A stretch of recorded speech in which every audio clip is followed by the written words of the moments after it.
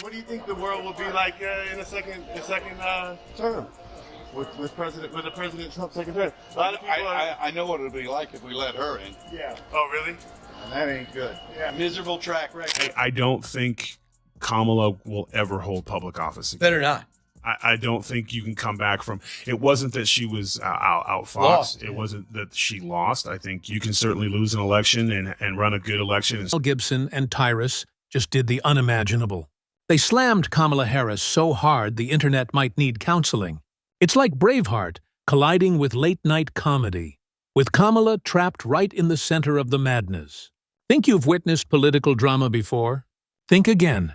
This is next-level laugh-out-loud chaos. A mix of Hollywood rage and Fox News heat. Get ready, because Mel and Tyrus didn't just speak out. They shattered the entire Kamala storyline to bits. Listen to what Mel Gibson just said about Kamala Harris. She got the IQ of a fence post. Let's fact check that. Can you point to something in your life that you think was a mistake that you've learned from? I mean, I've made it. Greg, the teleprompter went up and they cheered too long. Yeah. And she panicked because all she couldn't remember the connection word. So she panicked. This ain't close, I'm telling you. Before we go any further, hit that like button and subscribe. You definitely don't want to miss this. Mel Gibson didn't just step into politics. He crashed into it like a man who finally realized Hollywood scripts aren't the wildest things out there anymore. Because honestly, listening to Kamala sometimes feels like sitting through a motivational seminar where the speaker forgets what they're talking about halfway through, but still expects you to pay extra for the inspiration. Track record. No policies to speak of. And the border, right? And she's got the IQ of a fence post. So, when Mel Gibson finally decided he'd had enough of that cosmic confusion, it wasn't exactly quiet. It was like the movie version of flipping a table and shouting, "Cut!" in the middle of a live show. And honestly, the guy's got a point. This is an actor who spent decades shouting at invisible armies in the mist of Scotland, and even he's asking, what in the world is Kamala doing? That's when you know something's seriously off. VP Harris, she won't go to the border, probably because she'd rather take the magic school bus to the moon. You guys are gonna see. You're gonna literally see the craters on the moon with your own eyes. Oh my God. With your own eyes, I'm telling you, it is gonna be unbelievable. With your own eyes. He wasn't polite about it either. He's done playing nice. The man's survived Hollywood scandals, studio breakdowns, and years of being told to calm it down. If Hollywood was the Wild West, Washington is the sequel no one ever wanted. And Mel's the cowboy who's finally calling it like it is. A circus without a ringmaster. And they range from, if you've ever parented a child, you make lots of them. He starts off like he's setting up a movie scene. Picture this, he says. America, the biggest blockbuster ever made. And who's directing? Kamala Harris, who's somehow turned the script into a riddle wrapped in confusion and topped with a bow of recycled enthusiasm. Every time she speaks, you can practically hear a background soundtrack. Uplifting, yet totally out of sync with reality. Mel's critique doesn't even come across as anger. It's pure disbelief. He points out that Kamala's leadership style feels like that friend who loses their place in a story halfway through, but refuses to admit it. You smile politely, waiting for it to make sense, but all you get are the same 3 sentences repeated in slightly different tones. And somehow, she still thinks she nailed it. Mel's sarcasm cuts deep. He jokes that politics used to at least pretend to have a script. Now it's full-on improv night at the Capitol. Kamala's speeches, he says, sound like deleted TikToks stitched together by an intern who ran out of coffee. He's not wrong. Every sentence loops back on itself. Part poetry, part puzzle, part panic. Have a Glock. I've become friends with school shooters. When they asked her about the gun, Yes. and I got a Glock.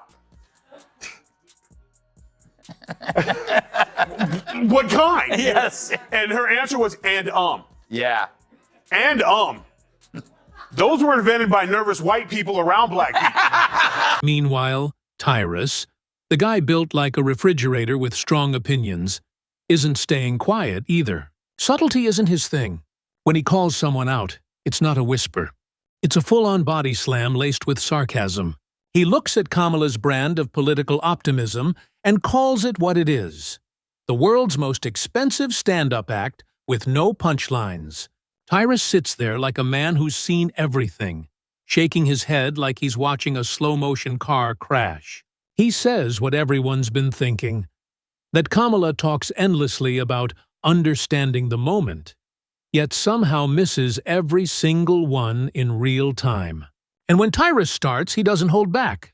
He compares Kamala's press appearances to bad improv sketches, the kind where everyone's pretending to follow along, secretly praying someone will yell "scene" so they can finally go home. What frustrates him most is the applause for nonsense. It's like cheering when someone announces that water is wet. From his philosophical corner, Mel takes it even deeper. He says the whole thing reminds him of toxic studio politics. Executives spending millions trying to convince audiences that a flop is actually a masterpiece. That, he says, is Washington now. Marketing over meaning. The only problem? America's not buying tickets anymore. Set social media on fire with his blistering assessment of Kamala Harris. He said she has an appalling track record, no policies to speak of, and she's got the IQ of a fence post. Is Mel Gibson too big to be cancelled? Does he even care? He produces his own stuff these days, doesn't he? He also financially and emotionally supported Robert Downey Jr. when he was dealing with his addiction problems. And he's right. Every time Kamala steps up to a microphone, half the country braces itself like it's about to watch a live stunt with no safety net. You never know what's coming. Laughter, confusion, or both. And true to form, Mel Gibson doesn't sugarcoat it. He describes it as a tragic comedy, where everyone's pretending the emperor is wearing Armani when he's clearly standing there in pajamas. Tyrus, meanwhile, aims straight for the gut. He calls it the Kamala paradox. She's everywhere and nowhere at the same time. Her name's in every headline, yet no one can quite say what she's actually accomplished, aside from delivering speeches that sound like rejected greeting cards. The irony hits hard, but it's funny because it's true. Kamala's speeches often sound like motivational fridge magnets arranged by a toddler with glitter glue. Mel takes it further, saying the real problem isn't Kamala herself, but the script she's working from. Or maybe improvising from. Somewhere in the White House, he jokes, there's probably a dusty teleprompter wondering what it did wrong. He calls it bureaucratic improv theater. The kind of show where you don't need real talent, just good timing and a convincing smile.